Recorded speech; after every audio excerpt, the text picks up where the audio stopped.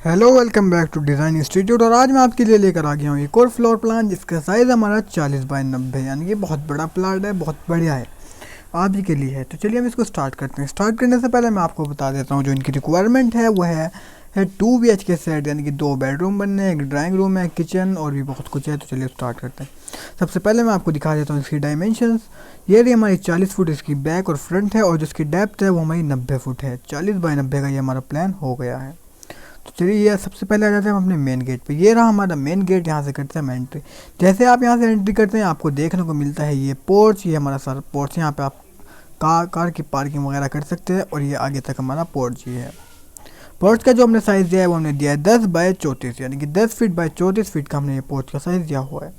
जैसे आप गेट में एंट्री करते हैं आप राइट साइड में आते हैं, आपको देखने को मिलता है लॉन में आप प्लांटेशन भी कर सकते हैं, और आप यहाँ पे अपने चेयर्स डाल के बैठ भी सकते हैं। इसका साइज़ हमने दिया है 17 feet 4.5 inch by 17 feet 4.5 inch का हमने ये लॉन का साइज़ दिया हुआ है। और नीचे से देखेंगे तो आप 22 फीट 1.5 इंच है।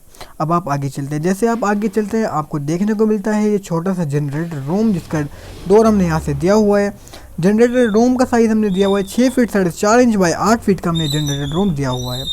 और ये छोटी सी हमने स्टेज दी हुई है जो कि आपकी जनरेटर रूम के ऊपर जाती है।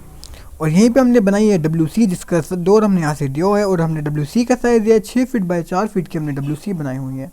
अब आगे चलते हैं। ये आपका पोर्च हो ही गया है। अब चलते हैं ड्राइंग रूम की तरफ। ये रहा हमारा बाहर से ड्राइंग रूम का एक गेट। यहाँ से करते हैं हम ड्राइंग रूम में एंट्री, और दूसरा गेट हमने वहाँ से दिया हुआ है।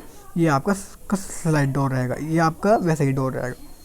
इस ड्राइंग रूम का जो हमने साइज़ दिया वो दिया हुआ है हमने 18 फीट 1.5 इंच बाय 16 फीट का हमने ड्राइंग रूम बनाया हुआ है।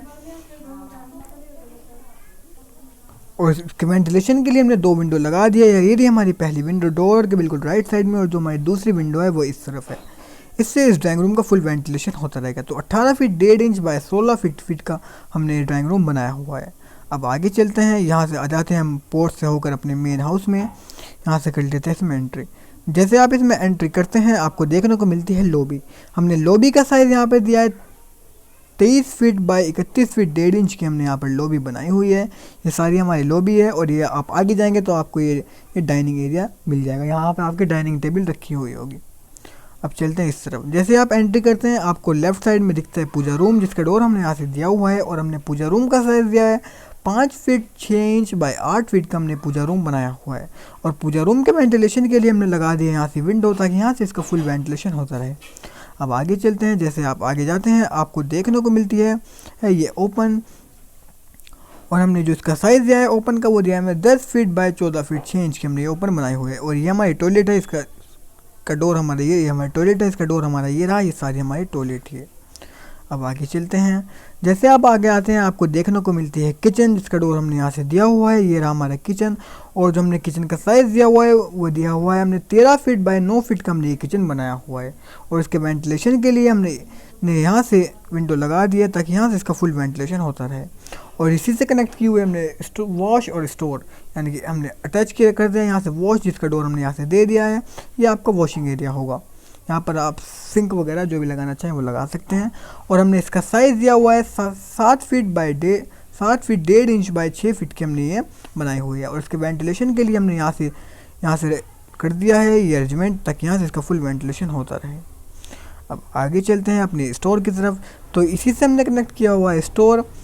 आप यहाँ पर कुछ सामान रख सकते हैं, जिसका डोर हमने यहाँ से दे दिया है। और हमारा जो स्टोर का साइज़ है वो दिया हुआ है हमने 5.5 फीट बाय 7 फीट का हमने स्टोर का साइज़ दिया हुआ है। अब आगे चलते हैं। ये आपका हो गया है। तो अब आपका क्या रह गया, अब आपका रह गया बेडरूम। इनकी रिक्वायरमेंट थी 2 BHK साइड। उससे पहले मैं आपको बता देता हूँ हमने यहाँ से दिया हुआ स्टेयर केस। ये घूम से स्टेयर केस है, ये बहुत अच्छा लगेगा बनने के बाद। और जो हमने स्टेयर केस का साइज़ दिया वो हमने 4 फीट का स्टेयर केस बनाया हुआ है।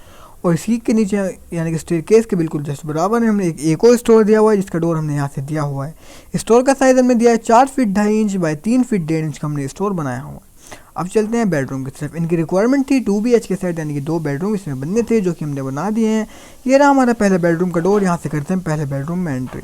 और पहले बेडरूम में हमने 3 डोर दिए हैं। पहला डोर है हमारा बेडरूम में अंदर आने के लिए, जो दूसरा डोर है वो हमारा ड्रेसिंग, टॉयलेट और स्टोर में जाने के लिए, और जो हमारा तीसरा डोर है वो बाहर ओपन में जाने के लिए है।